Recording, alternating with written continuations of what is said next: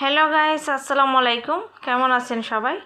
এই তো হচ্ছে চট্টগ্রামের সর্ববৃহৎ রেল স্টেশন। ওয়েট করছি ট্রেনের জন্য, যেহেতু বাবার বাড়ি দূরে। তো আমরা হচ্ছে দুইটা ট্রেনটা মিস করেছি। আমরা জ্যামের মধ্যে আটকে গিয়েছিলাম, আস্তে আস্তে লেট হয়ে গেছে।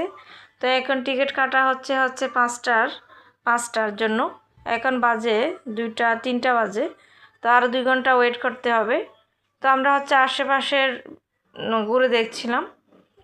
সত্যি অসাধারণ দৃশ্য। যারা চট্টগ্রামে থাকেন তারা তো অনেক ভাগ্যবান। এই প্ল্যাটফর্মটা সত্যি অসাধারণ। এই তো নিরিবিলি পরিবেশ, অসাধারণ দৃশ্য।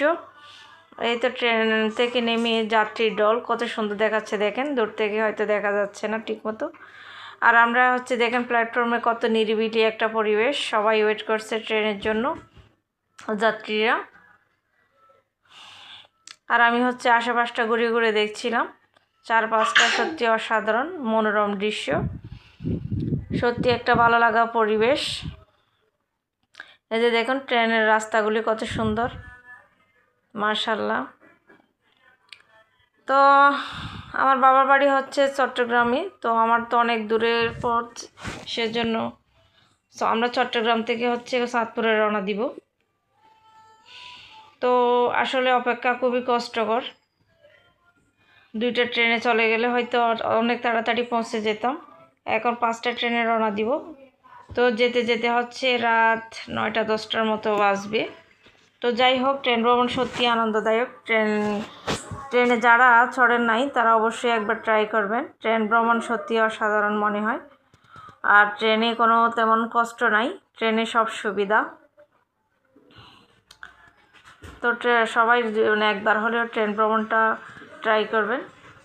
সত্যি অসাধারণ লাগে দ্রুত পৌঁছার জন্য আর শান্তভাবে যাওয়ার জন্য ট্রেন অবশ্যই ভালো। এই তো অসাধারণ একটা চমৎকার পরিবেশ। আমরা সবাই এখানে হচ্ছে বসে বসে দেখছিলাম আর ওয়েট করছিলাম কোন সময় ট্রেন আসবে।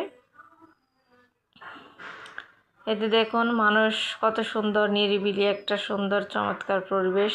আর ওয়েদারটাও ভালো ছিল। আমরা অবশ্য গরমের মধ্যে হাঁপিয়ে গেছিলাম, প্রায় 5 লিটারের মতো জুস খেয়েছিলাম, যেহেতু গাড়ি থেকে অনেক জার্নি করে এসেছিলাম। শুধু পানিটাই খেতে মন চাচ্ছিল। প্রায় 5 লিটারের মতো জুস খাইছি একজনে। মানে এত পিপাসা লাগছিল, জানি না কেন এত পিপাসা লাগছিল।